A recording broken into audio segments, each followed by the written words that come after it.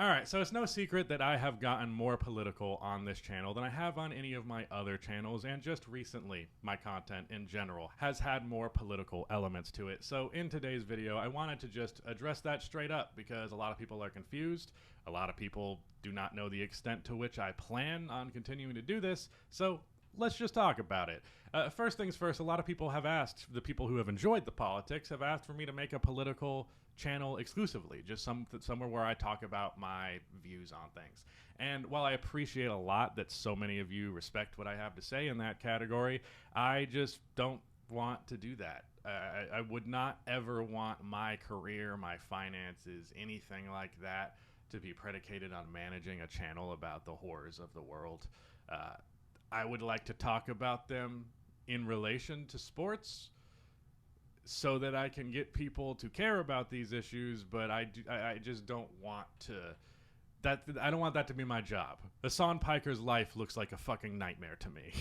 And if you're somebody who actually really understands politics well, not just, what the word politics means to casual, not really paying attention to political person in America, then you know that there has been subtext that has been political in my content for a very long time. My support of player empowerment and, defending Ben Simmons during the mental health crisis with him.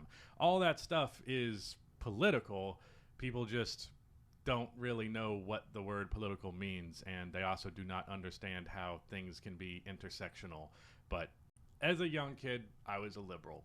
I got to that point because my dad is a liberal to this day, and he watched Bill Maher, The Daily Show, and The Colbert Report. And unfortunately, I was at such a degree of ignorance that I described myself for quite a while, up until the age of 18, as a Bill Maher liberal. But luckily, as disgusting as that is, because I fucking hate Bill Maher, he was a really, really, really important figure in disillusioning me towards liberals. But I started off at that point as any young progressive person does. And in particular, gay rights was the first concept that really gripped me politically. I really cared about it as a kid. And the irony behind all of that is I was fighting for the rights, or at least, I was 12. I probably wasn't doing that much. But I cared about the rights of people who were not myself at a very young age. Now, the very strong irony in all of that is that, as it turns out, I am bisexual. And I did not know that at the time. And I did not know it for almost 10 more years. Or at least I wasn't willing to admit it, even if I knew it. That's the funny thing about homophobia, is you can be homophobic to nobody except for yourself, as it turns out, and it's a really hellish experience. But I eventually came out. You guys may not know that if you do not follow my Twitter. This happened a good bit ago, so it's not public information, but it's also not like I'm flexing my bisexuality in every single YouTube video. It also is just, I'm not a particularly flamboyant man. I might wear a, flower shirt every once in a while, but that's pretty much the extent of it. Otherwise, a very masculine appearing person, and ironically, a big reason why I could not come to grips with my bisexuality was purely because I was so masculine otherwise, where it was that homophobic subtext that's just you're less of a man if you're into men. You're not. You're not at all. But after I got really impassioned by that, at that point I was pretty much locked into political discourse from the age of 12, which is definitely pretty early, but not crazy early. And then, over time, shit happened. Donald Trump won in 2016, and I kind of felt disillusioned with the entire system, especially by the time 2020 came around. Specifically, the douche versus turd sandwich of it all. And I really, really turned on liberals just as a concept. Now, to be clear, in terms of people who I think are reachable, I think most human beings, if you actually sit down and have a conversation with them, would agree with a lot of the political ideas that I believe in, as long as you frame them in the right way and they're rational, reasonable people who will listen to an argument without dismissing every single thing about it. a lot of people are open to these ideas, but there is a certain subsect of people who are cult-like to right-wing ideology, and there really is no saving them. But as far as liberals go, I think in terms of the people who are liberal, just regular people, not politicians, they do what they can, and a lot of them just never learn that there's another alternative. It took me a very long time to even understand the concept because, like everybody else, I was raised in the education system to treat capitalism as though it was the very way of life. Like, literally the only way that people could be. That's directly what I was taught. So it takes a lot of time to get that out of your head. But my big beef with liberals as politicians is they enable right-wing ideology not only to succeed, but to exist in the first place. Donald Trump is a remarkably beatable political candidate, but the Democrats, the 2 out of the 3 times that they ran with him or ran against him, put out the most dog shit candidates I could have possibly fucking imagined. Hillary Clinton had some of the lowest approval ratings of any politician in the world.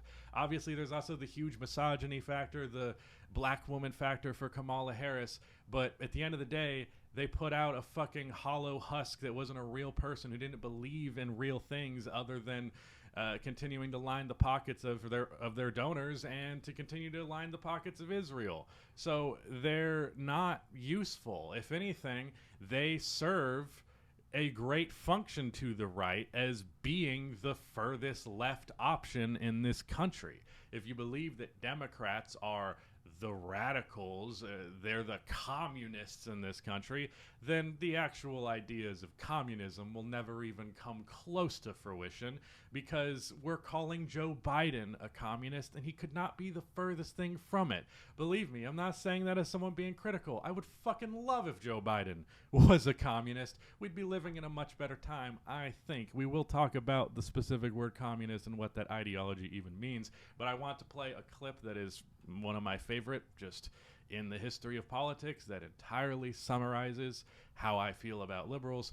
Here is Malcolm X. Yeah, I think he knows a little bit more about this than I do. There are many whites who are trying to solve the problem, but you never see them going under the label of liberals. That white person that you see calling himself a liberal is the most dangerous thing in the entire Western Hemisphere. He's the most deceitful. He's like a fox. And a fox is always more dangerous in the forest than the wolf. You can see the wolf coming. You know what he's up to. But the fox will fool you. He comes at you with his mouth shaped in such a way that even though you see his teeth, you think he's smiling. And you take him for a friend. My biggest eye-opener to basically just not fucking with capitalism like that is learning that the U.S. has admitted, and that is the key word, admitted. This is something they freely said themselves. They've staged over 80 coups between World War II and like the early 2000s. 80 in different countries, largely socialist countries in the Southern Hemisphere that gained traction through their system and stood to actually make the United States look bad. I learned this information a long time ago, but here is a really, really great clip as well. This is sourced from Second Thought. Shout out to him. I watch his videos every once in a while. Here is a CIA whistleblower by the name of Philip Agee. You see how the United States is going around in these areas of economics and of trade and of commerce and finance to try to make the Cuban people suffer as much as they can.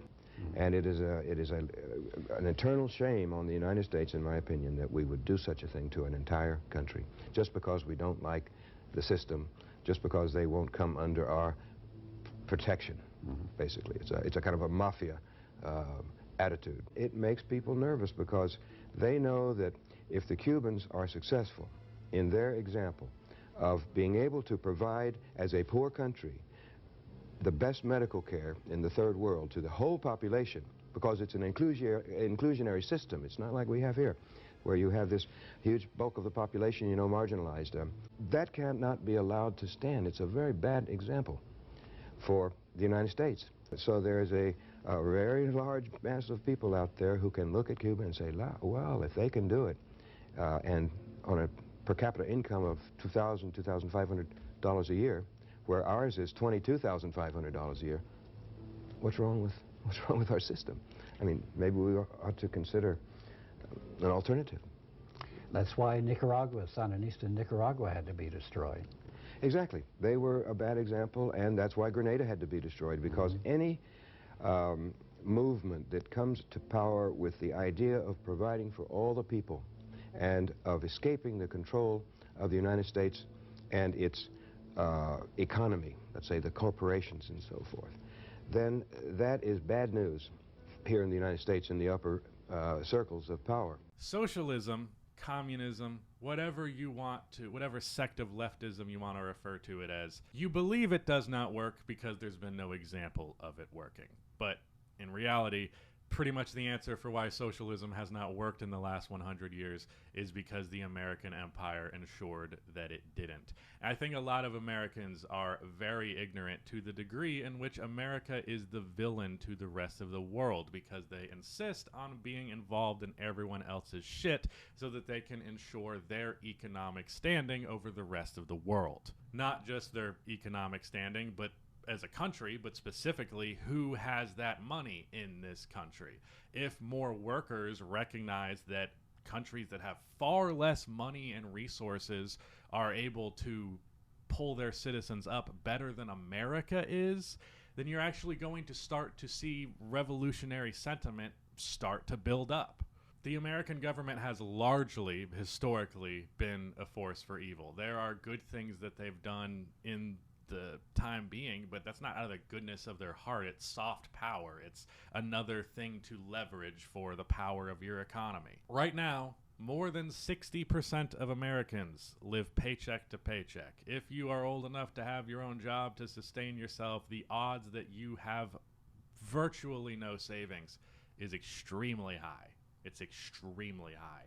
Meanwhile, one guy gets to have nearly $400 billion. All right, he crossed that threshold. He's lost a lot lately. Rip bozo. But Elon Musk made 8,000 times what 68% of workers in this country make. 68% of workers in this country make $50,000 or less. Elon Musk has a net worth that is 8,000 times that. I recognize there's a lot of complications for how net worth works, but regardless, we shouldn't be anywhere near the thousands times of a 50K salary. I don't have a hyper-specific ideology. I don't know if I'm a council communist or whatever specific sect of it that exists. And a large reason why I have zero interest in doing like outright politics for a career is leftist infighting is very annoying to me, and I see it all the time online, and I think it's a massive waste because we should be diverting our energy towards people who do not have roughly the same ideas as us. Like, I think that's putting the cart before the horse. If we agree capitalism's got to go, let's get that done, and then we can talk a little bit more about the specifics later. Obviously, it's not as simple as that, and everyone's got shit to talk about, but it's not something that I want to deal with. I do not, regardless of what you believe, I don't have some super strict idea. I'm just an open person, and I recognize the symptoms that I've seen around me. Before I moved into my new apartment, which a lot of people made fun of me for doing because I moved again in a year, but it also was because my apartment bumped my rent by $800 a month. But I got a way too expensive apartment. Lost a lot of money on this thing because I just believed I'd be at a very different place financially than I ended up being. So, very expensive and nice bougie place, though probably one of the most expensive areas in my entire city. And every night, sitting on my porch smoking, because of course, what else am I going to do with my time? Like, are you kidding me? Pretty much every night, I would see a homeless person wandering the streets of my area. And the thing about my area is it was so expensive that it was too expensive, that no one actually lived there, and it was a block of entirely apartment buildings. And I would look at a person sleeping on the street. I would look at some schizophrenic guy talking to himself who should be in a facility. Just one person who had a bad couple of days and they've been down this road. That person is, if they look up, they're going to see 100 empty apartments.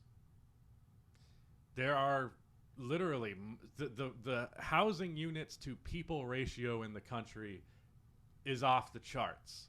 There are millions and millions and millions of vacant homes, vacant apartments, living situations that we could be giving these people, but because they cannot contribute in a positive way towards the profit motive, well, we're going to deny these people these resources that exist objectively and are literally dangled right in their face. To me, the way that people put profit over the importance of other people is disgusting. With the money that this country has, it has the power to be a force for good. And it uses that power to be a force for bad so that it can be a force for good for a very select amount of people. The oligarchs, as it were. The amount of fucking dead Palestinian children that I have seen over the last year plus, I lost count a long time ago. Why would you keep count of that? But like, it's well over 100. I believe it's important to an extent to just live in that reality. And a big thing that a lot of people have an issue with when you talk about politics and sports, though it is because they don't like them, it's also just because they don't want politics and sports, they think they're owed an escape.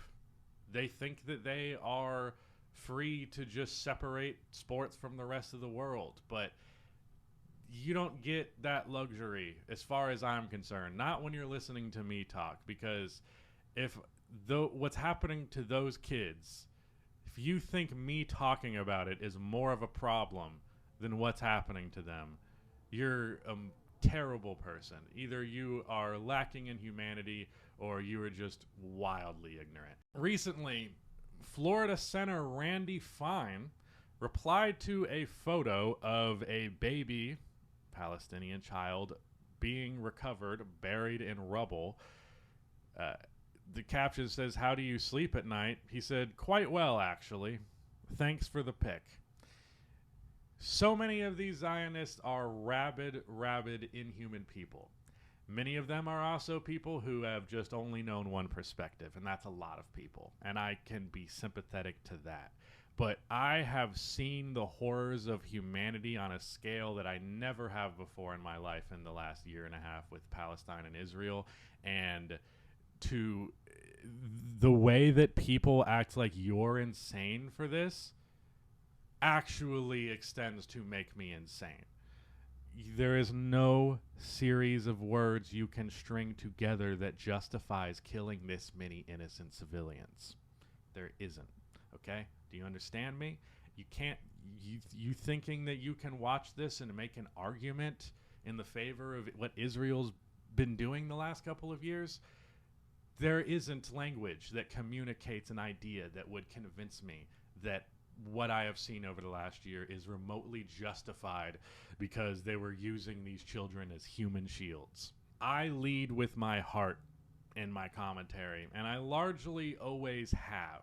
I restricted it a lot because it was more convenient, but I don't have all the solutions. I'm not particularly smart, but I just couldn't hold how I feel in anymore. It became an overwhelming desire. I'm a career talker for a reason. I like to talk about things. I yap about shit all the time. And when I'm not thinking about and talking about basketball, I'm thinking about and talking about politics or movies. I'm sorry if you don't like this, but this is who I am. And more importantly, it's who I've been pretty much the whole time since like 2021, 2022.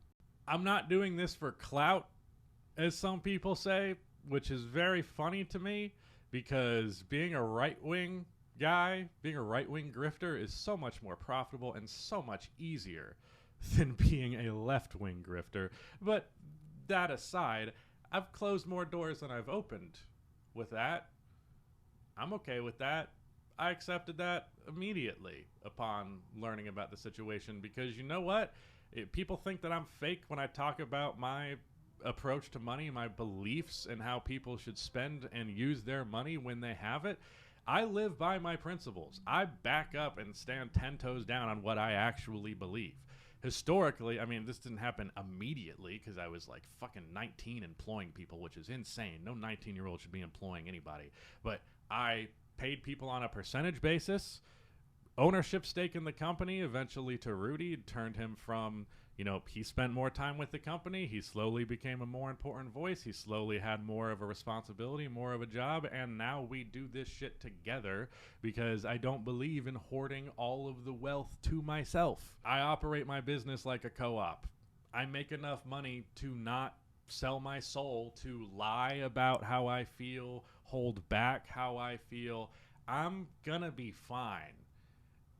I might have, you know, stopped myself from being a high 5 to 6 figure guy, you know, going forward, but maybe I'll still be fine. Maybe I'll have to become a plumber. Wouldn't that be an ironic full circle moment?